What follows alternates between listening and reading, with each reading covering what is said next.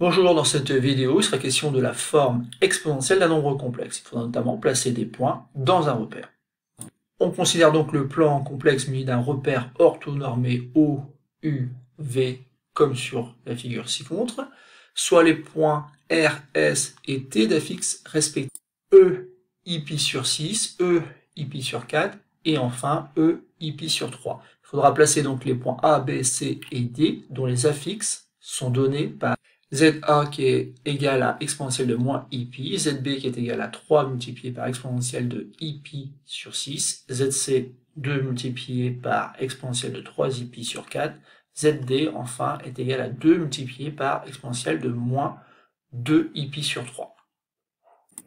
Et pour faire cet exercice, vous avez juste besoin de connaître donc cette définition qui dit tout simplement que tout nombre complexe Z non nul s'écrit sous une de ces formes exponentielles.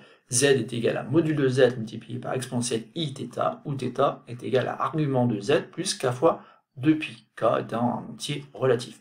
Donc en fait ici, θ représente un argument tout simplement du nombre complexe Z. Et maintenant je vous laisse donc appuyer sur pause afin de placer donc ces 4 points A, B, C et D.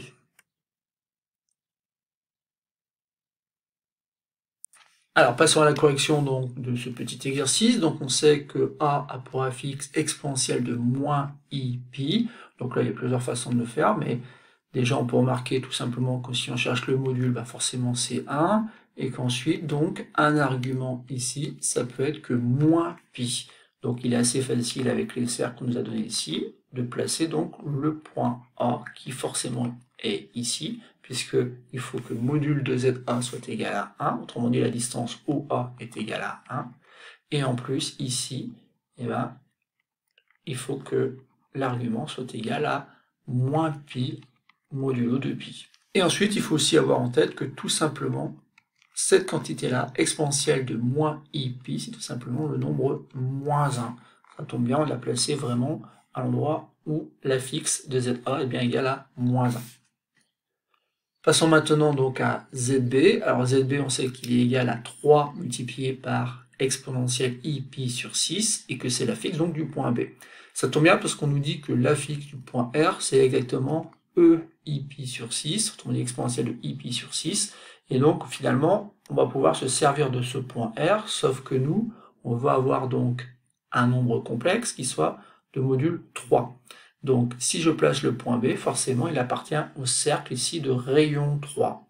Je vais m'arranger pour que l'argument soit égal à IPi sur 6, tout simplement en utilisant le point R et en prolongeant comme ceci pour obtenir mon point B, qui se trouve donc ici.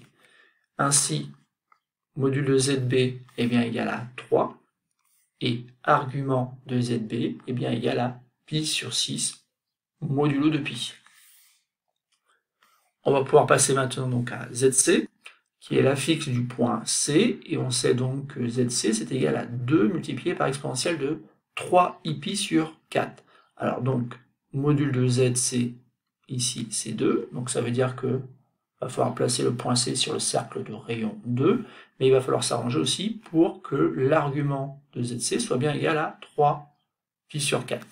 Alors pour cela, je vais pouvoir me servir du point S, qui a pour affixe E IPi sur 4, donc ça veut dire qu'ici, j'ai un argument là, pour ZS, pour l'affixe du point S, qui vaut pi sur 4. Donc si je prolonge, je vois que je vais pouvoir utiliser cette demi-droite, ou plutôt la demi-droite qui a cette allure-là, afin d'obtenir l'argument qui doit valoir 3 pi sur 4. Et donc, module 2, donc le point appartient au cercle de rayon 2, et en plus, il faut que ça fasse argument de ZC qui soit égal à 3 pi sur 4, donc en fait, mon point C, forcément, nécessairement, se trouve ici.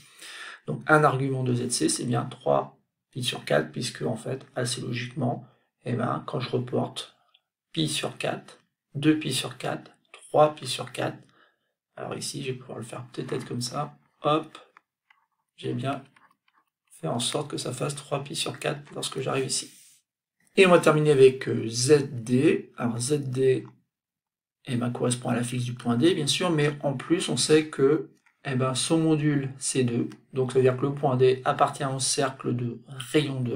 Il ne nous reste plus qu'à déterminer un moyen pour construire donc l'argument égal à moins 2π sur 3.